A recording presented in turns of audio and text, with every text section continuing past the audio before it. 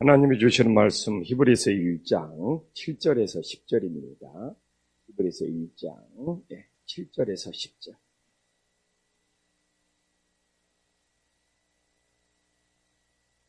히브리서 1장 7절에서 10절. 한 목소리로 하나님께 봉독하겠습니다. 또 천사들에 관하여는 그의 천사들을 바람으로 그의 사역자들을 불꽃으로 삼으셨느니라 하셨으며, 아들에 관하여는 하나님이 주의 보좌는 영영하며 주의 나라의 규는 공평한 규이니이다. 주께서 의를 사랑하시고 불법을 미워하셨으니 그러므로 하나님 곧 주의 하나님이 즐거움의 기름을 주께 부어 주를 동료들보다 뛰어나게 하셨도다 하였고, 또 주여 태초에 주께서 땅의 기초를 두셨으며 하늘도 주의 손으로 지으신 바라. 아멘. 네, 지난주부터 히브리서를 보고 있는데,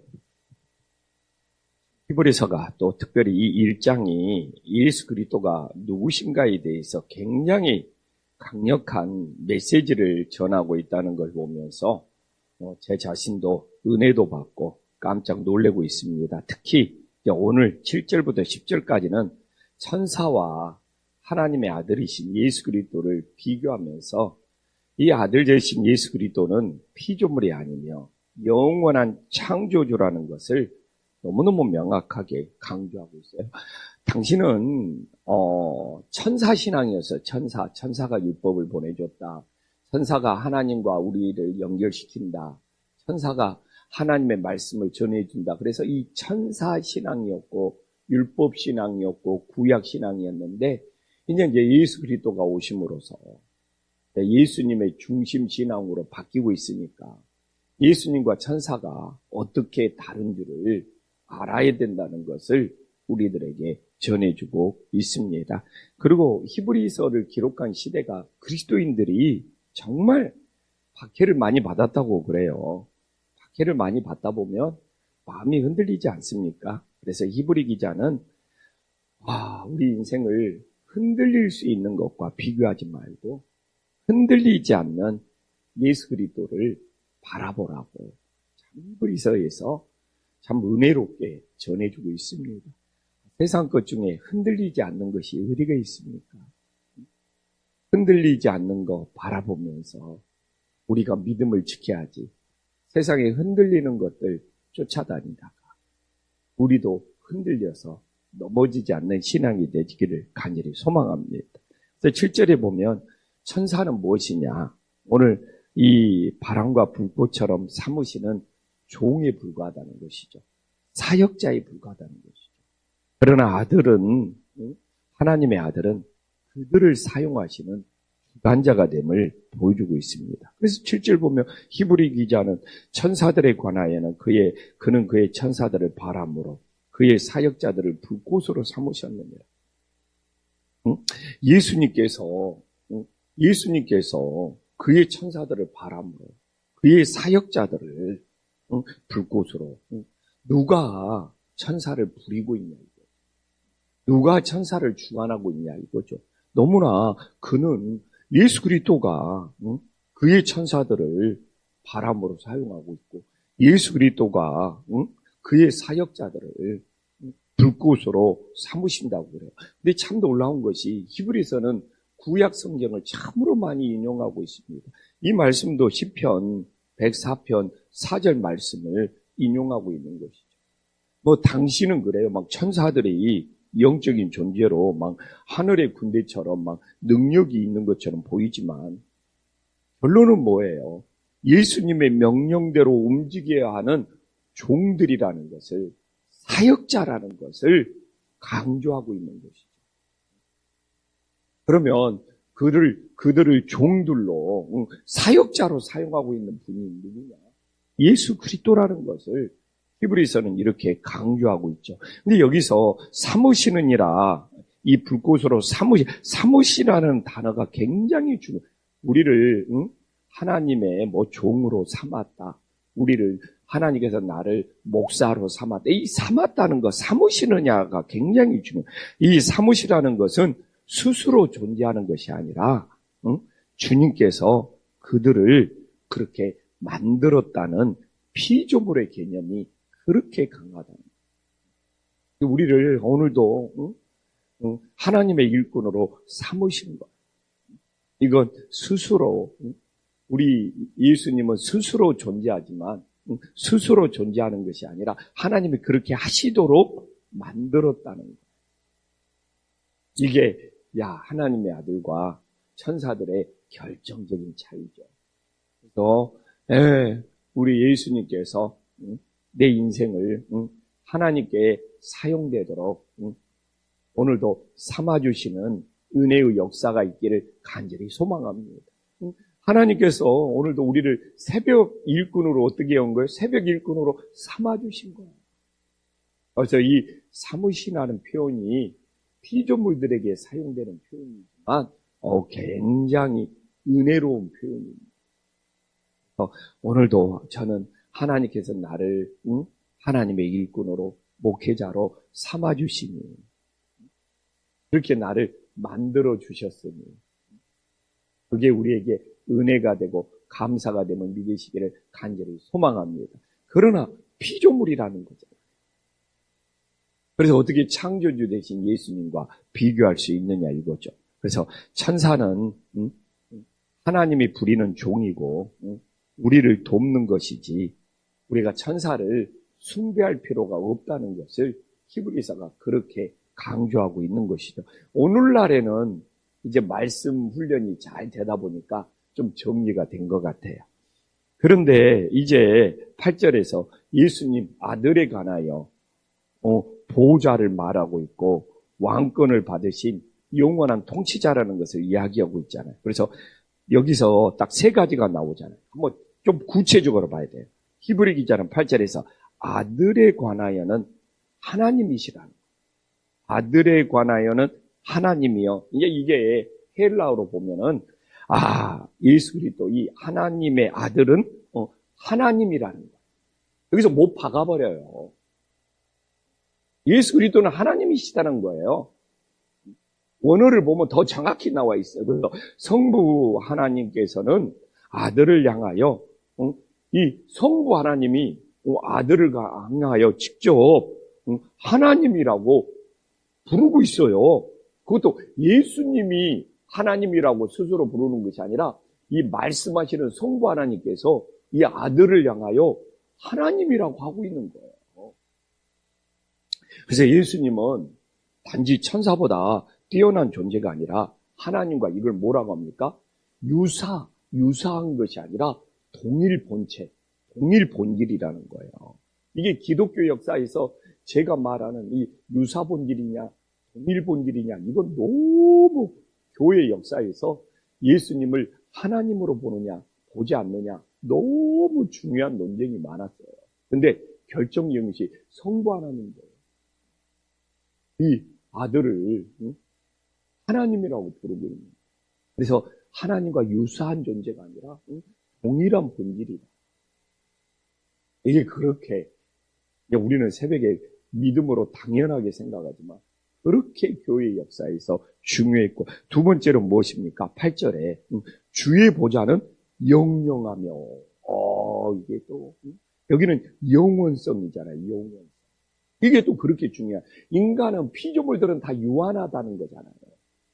그러나 예수님의 통치는 끝이 없고 영원하다는 거예요. 우리는 다 변하고 바뀌고 세상에 아무리 대단한 권력도 바뀌고, 그러나 예수님의 통치는 영원하시다는 거예요. 우리도 오늘 새벽을 깨워 기도하지만 영원할 사람이 누가 있어요? 그래서 우리가 영원한 생명을 얻기 위해서는 예수님께 붙어 있어야죠. 예수님께 연합되어 있어야죠. 예수님과 접붙임되는 방법 말고는 다른 방법이 없잖아요. 그래서 이 8절에 이 하나님의 아들 되신 예수님은 하나님 동일 본질이고, 또 예수님의 보좌는, 그리고 그 예수님을 또 이렇게 이 키리오스 주님이라고 부르면서 하나님도 주님이라고 부르고 예수님도 이렇게 주의 보좌라고 말하는 거예요. 두 분이 같다는 거죠. 근데 그게 영원한, 모든 피조물은 유한한데 또 뭐라고 말합니까? 주의 나라의 규는 공평한 규이다. 네, 그래서 세상은 부정과 불의가 난무해도 예수님의 진리는 치우치지 않는 이 공평. 이 공평에 의해서 가장 강조하는 것이 뭔지 압니까? 오늘날도 막 공평해야 된다, 막 공정해야 된다, 응? 막 공평이 있냐, 공정이 있냐, 치우치지 않는 것이 핵심이에요. 이 공평의 핵심은 치우치지 않는 것. 이렇게 정의는 좀 올바르게 하는 것에 강조점이 있다면 공평이라는 것은 치우치지 않는 것. 그래서 우리나라에 어떻게 보면 가장 큰 문제는 공평하지 않다는 거예요. 치우쳐 있다는 거예요. 치우쳐 있다는 거예요. 그래서 공평의 핵심은 교회는 공평해야 돼요. 부자든 가난하든 어느 지역에 살든 어떤 사람이든 세상에 무슨 일을 하든 이 공평하다는 것이 교회에서는 굉장히 중요해요. 이 치우치지 않아요. 그 사람이 세상에서 뭘 가지고 있냐에 따라서 교회가 치우쳐버려요.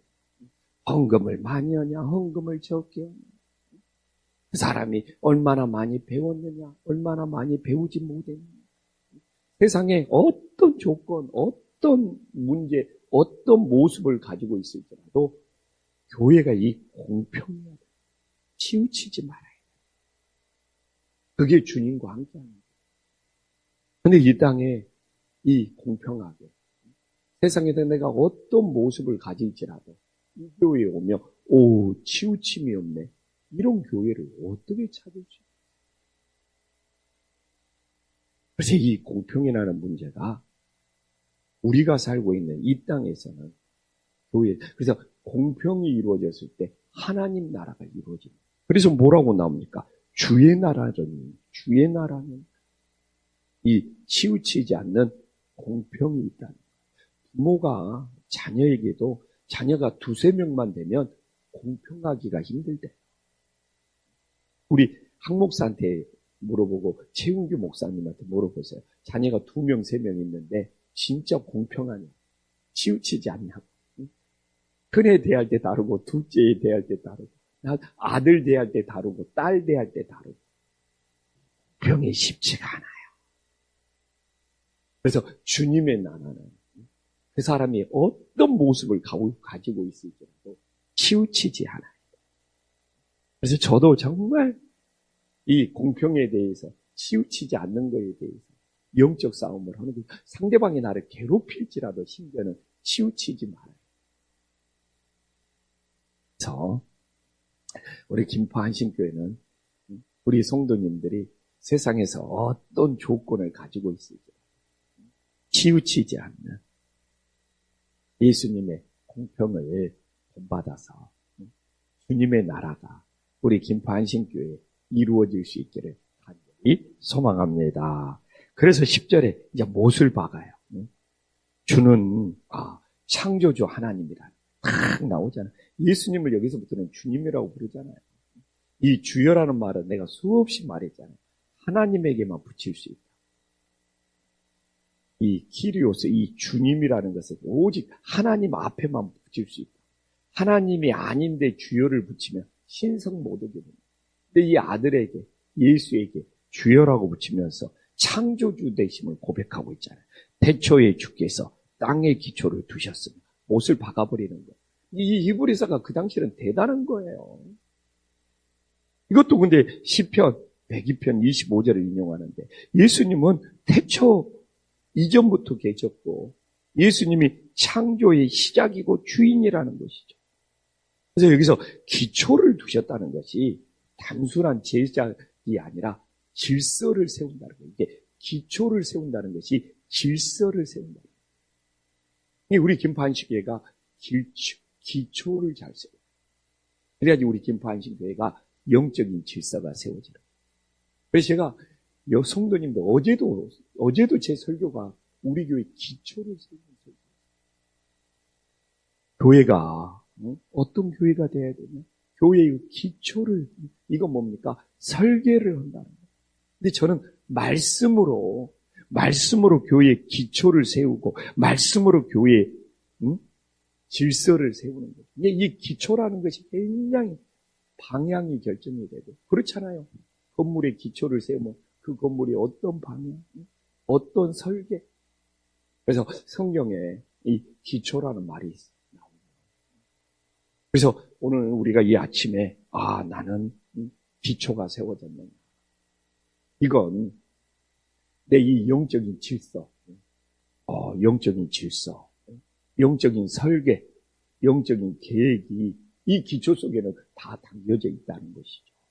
그래서 예수님께서 이걸 하셨는데, 그래서 예수님이 창조주인데, 그래서 창조주신 예수님께서 나에게도 신앙의 기초를 세워주고, 그래서 내 신앙이 설계되고 내 신앙이 영적인 질서가 세워져서 세상에서 이제 히브리 그 당시 초대교회 세상에서 어떤 핍박, 고난, 어려움을 당할지라도 예수님께서 너희들의 기초를 세워주고 너희들의 질서를 세워주고 너희들의 설계를 세워줬는데 흔들리지 말고 믿음을 지킬 수 있는 놀라운 역사가 일어나는 거죠. 그래서 오늘도 새벽을 깨우면서 천국 가는 그날까지 주님께서 신앙의 기초, 신앙의 질서, 신앙의 설계, 신앙의 계획이 하나님이 세우신 기초 속에 담겨져서 우리 안에 든든히 세워져서 조금도 흔들리지 않는 든든한 신앙들이 될 수 있기를 간절히 소망합니다. 기도하겠습니다. 천지의 주제시여 지극히 높으신 하나님 아버지, 하나님께서 천사들을 종으로 삼아주신 것처럼 주님께서 우리들을 새벽교회, 새벽기도 일꾼으로 삼아주시고 하나님 앞에 충성하고 헌신할 수 있는 믿음의 사역자로 삼아 주시옵소서. 주님께서 우리를 만들어주시는 은혜의 역사가 있게 하여 주시옵소서. 하나님 아버지, 주의 나라는 치우치지 않는 공평함이 있습니다. 김포한신교회에 주의 나라가 이루어지게 하여 주시옵소서. 우리 김포한신교회는 우리 성도님들이 세상에서 어떤 모습, 어떤 조건, 어떤 형편, 어떤 처지에 있을지라도 치우치지 않는 공평함을 통하여 하나님 나라를 이루어가게 하여 주시옵소서. 우리 주님께서 창조주가 되시고 모든 것에 기초를 세우셨습니다. 그 기초 속에 주님의 설계, 주님의 계획하신 주님의 질서가 담겨져 있습니다. 나의 신앙의 모든 기초를 예수님이 세워주셔서 주님의 계획과 주님의 설계와 주님의 질서로 든든히 세워지게 하여 주시옵소서. 예수님의 이름으로 기도 올리옵나이다. 아멘.